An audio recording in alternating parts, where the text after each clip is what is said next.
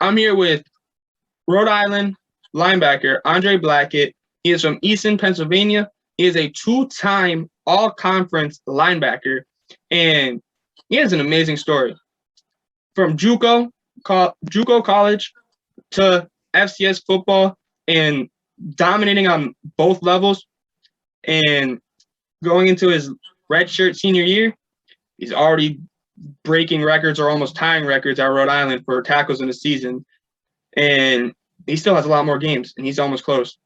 So coming out of high school, you went to Bethlehem Catholic. It is a private school in Pennsylvania with the coolest uniforms I think I've ever seen for a high school / private school team. And which I will put a picture up of him. And you guys will, once you guys see him, you'll be like, wow, that's an amazing uniform, because we all know those are amazing. He even knows it. That's why he's smiling. And then he went to a JUCO college, which was probably one of the hardest names that I ever had to pronunciate, which was Lackawanna. I will try to put the spelling on the screen. I don't know if I can, but look it up. It seems hard to say, but it's really not. And they are NJCAA college, and he dominated there. So going to out of high school, what made you go to JUCO college? Really what happened was my grades weren't as good, Like I was like slipping a little bit, you know what I'm saying? We was like moving home to home a lot. So, a lot of stuff was going on in high school that, my grades started to slip a little bit. And then I found out like what actually JUCO was and stuff, because, at first I was just like, I never heard of it, So like I said before, like my friend, you know what I'm saying? I was at the field, I was working out, he was working out. And like I knew him because he was from my area, He came over and was like, yo, Lackawanna is hitting you up and stuff. Like, he's going to think about going there. And I was just like, I don't know, man. Like, I just didn't know, because I just never knew what JUCO was.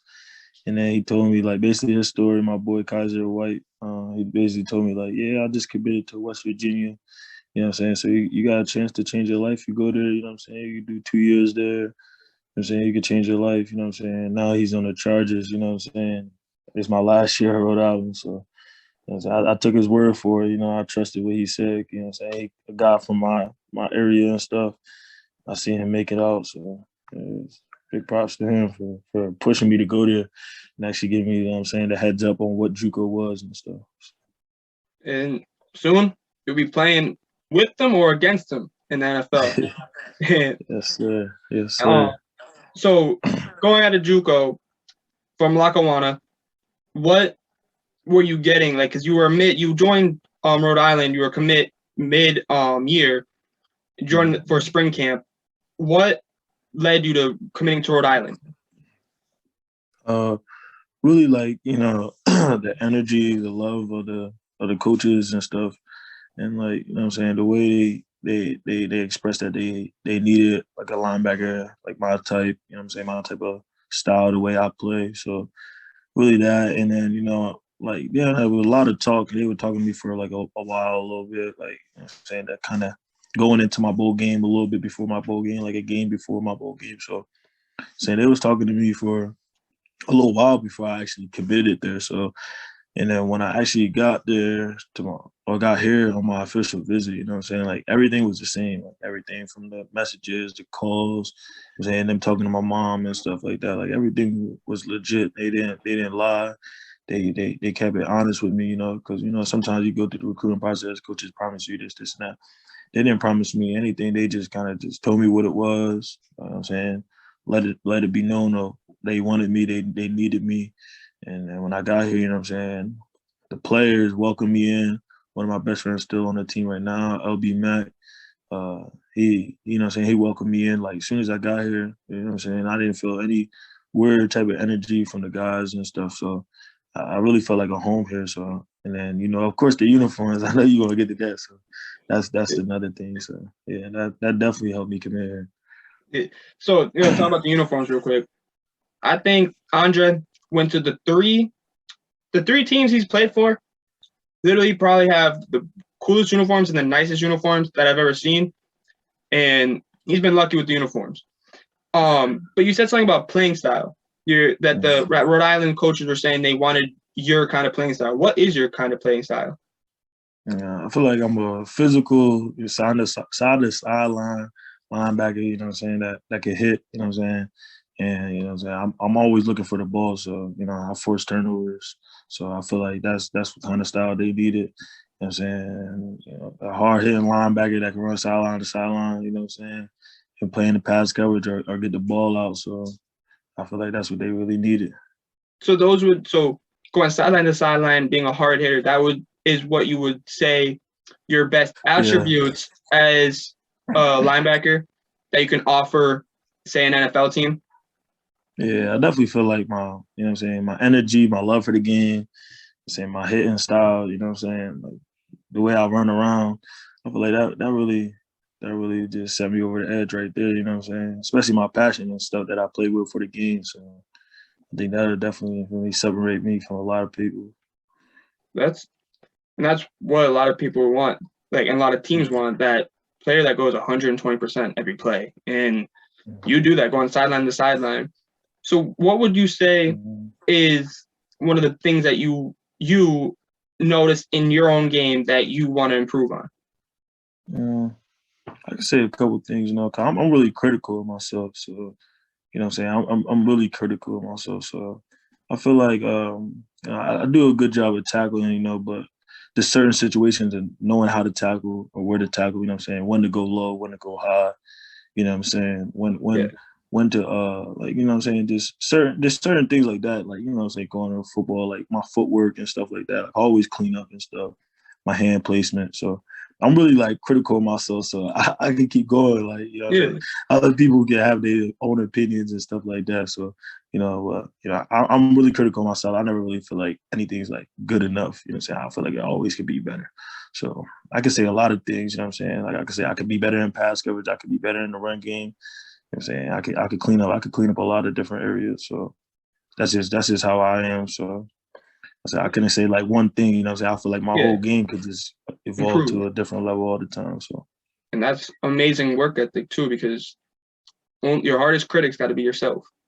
And I think that's an amazing trait to have with you, because most people don't. Most people want to hear someone be like, "Oh, you did that good," but when you don't need to hear that sometimes. When you know that, okay, I could work on this. Yes, I did good there, but I can do better. Yeah. And what would you say? Because you're talking about your hand placement, and what would you say is your favorite move when you're going up against an offensive lineman? What would you say your favorite move is? I like the dip. I say I like the speed rush or dip my shoulder a lot. You know what I'm saying? So I'll get physical. Yeah.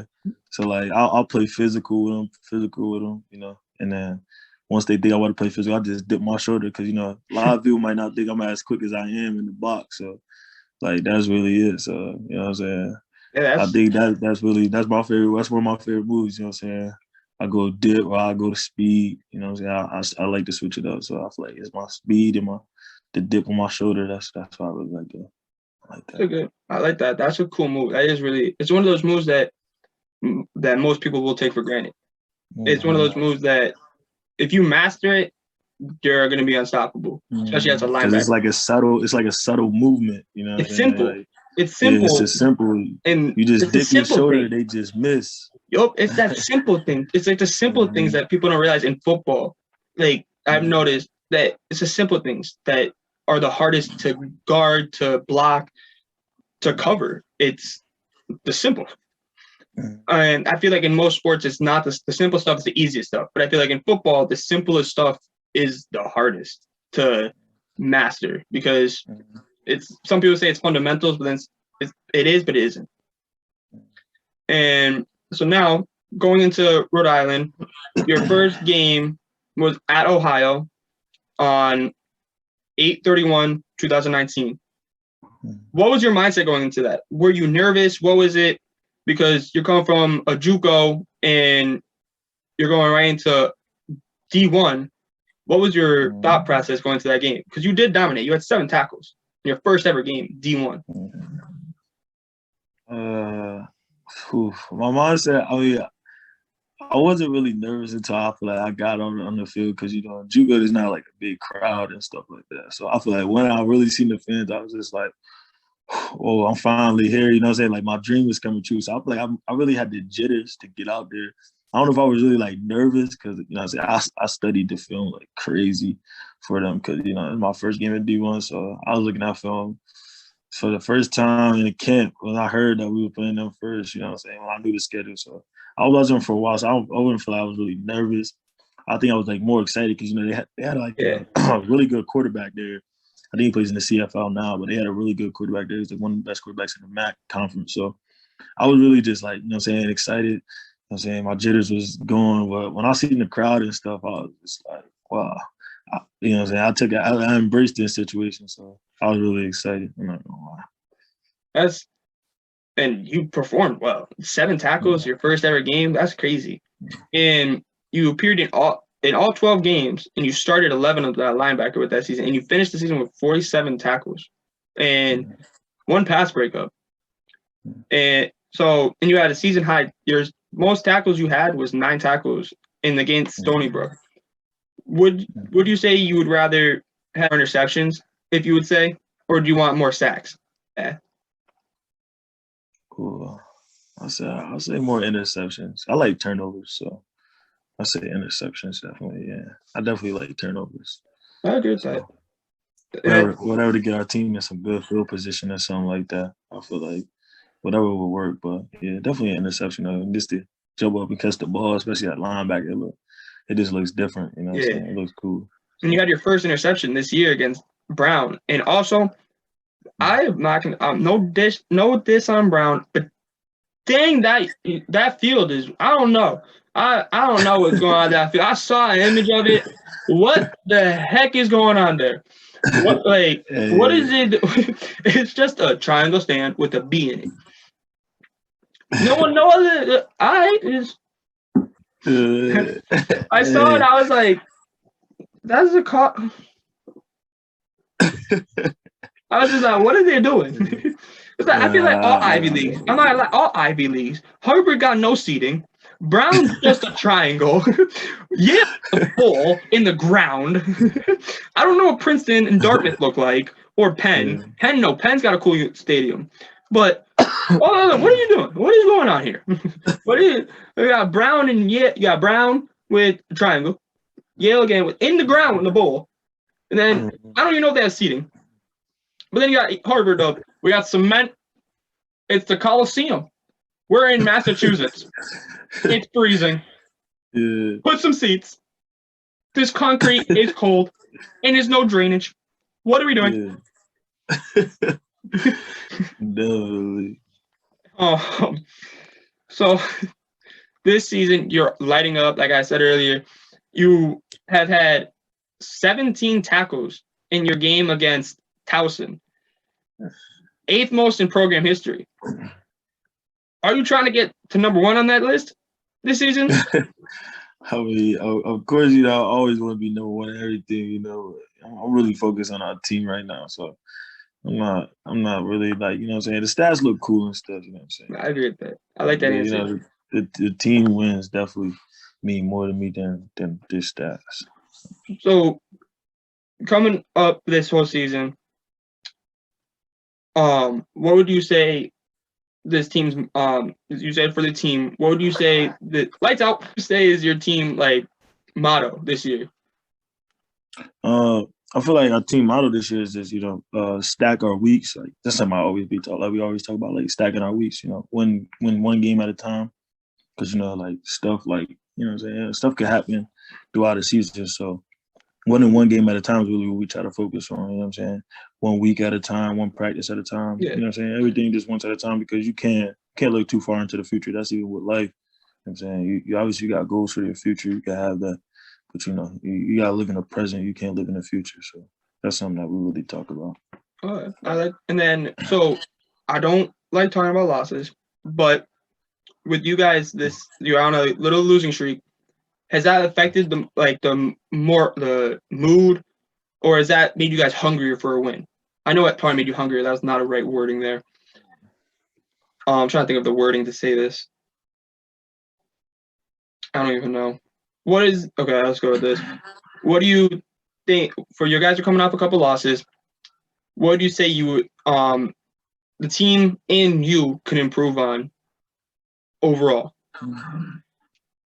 I just feel like, you know what I'm saying, starting fast is always a good thing in football. You know what I'm saying? So I just feel like, I'm saying, as a team, we just got to start fast, whether it's on special teams, defense, offense. You know, we just got to start fast somewhere. You know what I'm saying? Somebody got to beat the spark. Somebody got to make a play. I'm saying somebody got to make a big hit. Somebody, you know what I'm saying? It's just, you know, sometimes you just need a little spark. You know what I'm saying? Especially when you go on like a little losing streak and stuff. So, like, I've been there before. Everybody been on teams like that. You know what I'm saying? Yeah. They go through a couple losses. They've been winning in the beginning. So, you know what I'm saying? It's just about starting fast. So, we come out with a spark. You know what I'm saying? So every game, you know what I'm saying? We just need someone to spark, you know what I'm saying? Last game against Maine, you know, so we had a little spark, we had a little something going. You know what I'm saying? We just kind of just lost it, you know what I'm saying, going into the fourth quarter.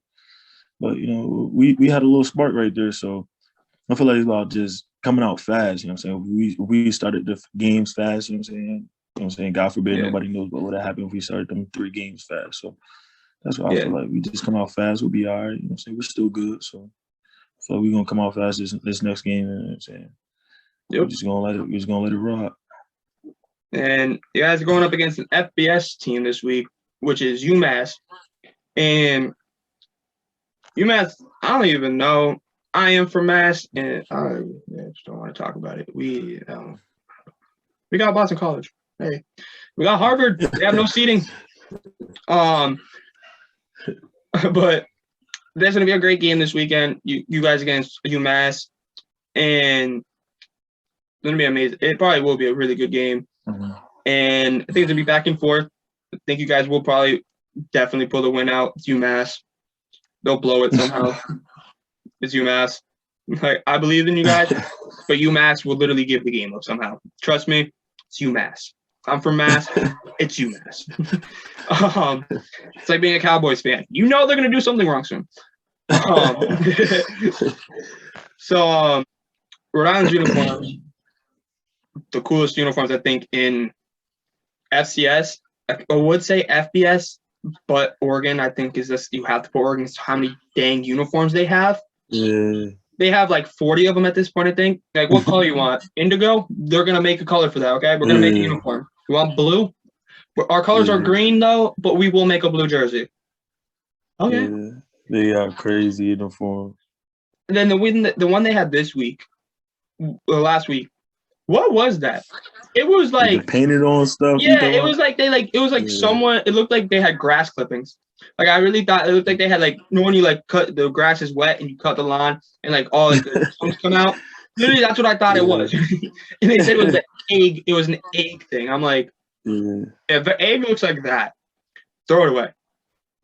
Like, no egg should look and have spots like that. Yeah.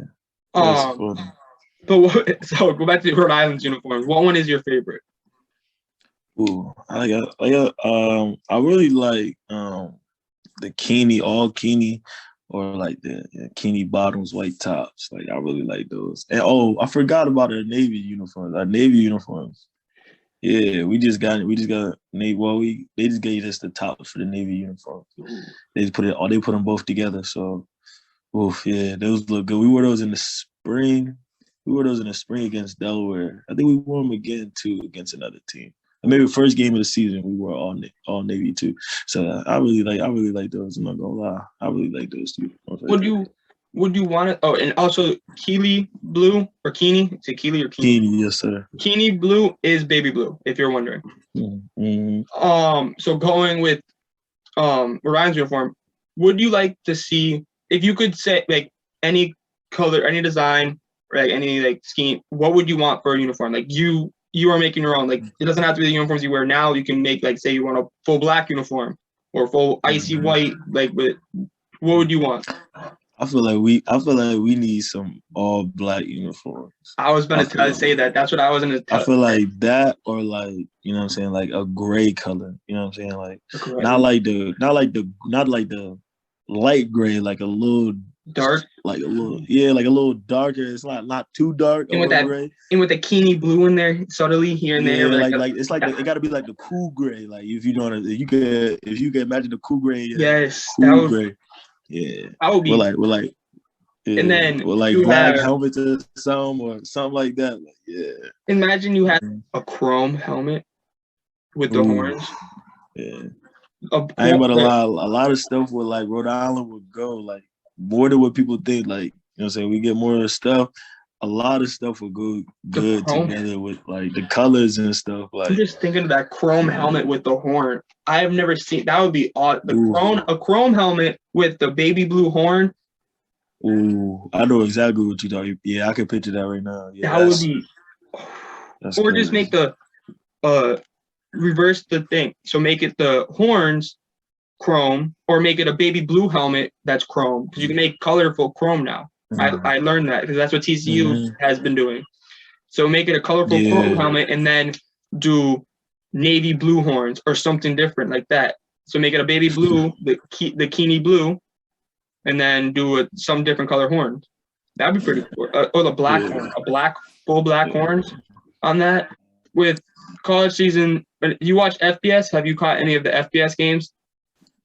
Yeah, I definitely caught some of them. Yeah. So what do you? You are a Penn State fan. You're from Penn State, or Penn. You're not from. You're from Pennsylvania. You're a Penn State fan. Yeah. Do you guys? What do you think about the rankings this last week that happened? And tomorrow night is the first college football playoff rankings. So do you think that Oklahoma should be in the playoff? Yeah, Oklahoma is definitely a good team. You know what I'm saying? So, and they undefeated, aren't they? They ain't lose a game. They're undefeated. There's 6 undefeated. So, there's Georgia, Oklahoma, UTSA, Georgia, Wake Forest, and Michigan State. Yeah, 6. Yeah, I think they definitely should be there. I don't like when they do the teams that's undefeated. I don't like when they like move them down and stuff. Yes. If you undefeated, it don't matter what conference you in. Yes. You undefeated, anybody can take that from you. So I feel like of course they definitely should be out there. Yeah. Do you think Cincinnati's gonna make it? I think they should. I'm not gonna lie. You know what I'm saying? Like I said, they undefeated. They got 1 loss. They should be up there, you know what I'm saying? They're they put people up there with like 2-3 losses, you know what I'm saying? Yeah, they put people up there like that, but there'll be other people, other conferences undefeated, you know what I'm saying? So everybody play college football. It's a different level. Yeah, if you play FBS football, it don't matter who you playing against. You play FCS football, it's football, you know what I'm saying? Yep. You know, nothing comes easy, so I think they all should be up there. If you got 1 loss, you should be up there. If you ain't got no losses, you definitely should be up there. So. Yeah, I agree with that. Because anything can happen. Any game, like as we've seen, Texas A&M beat Alabama. Who predicted that? I know I didn't. Yeah. I was driving in Connecticut. I was on my way back home. Then I popped my phone. I'm like, no way. No. It's football, you know what I'm saying? At the same time, it's football. You know what I'm saying? Alabama, obviously, they're a great organization, great program. You know what I'm saying? Everything, Nick Saban. But you know what I'm saying? It's football. So over the years, you could be beating a team, and you know what I'm saying? Next year, they could just come in and get a whole different attitude, different team, and you know what I'm saying, shock the world. So that's exactly what we trying to do right now, too. It's crazy. It's just, and I feel like this year I said this with, do you think that they should expand the college football playoff to not just have 4 teams? I believe they should. I feel like it should be like a 6 or 8 teams. That's just in my opinion. It's just more like a bracket situation, you know what I'm saying? So it's like, okay.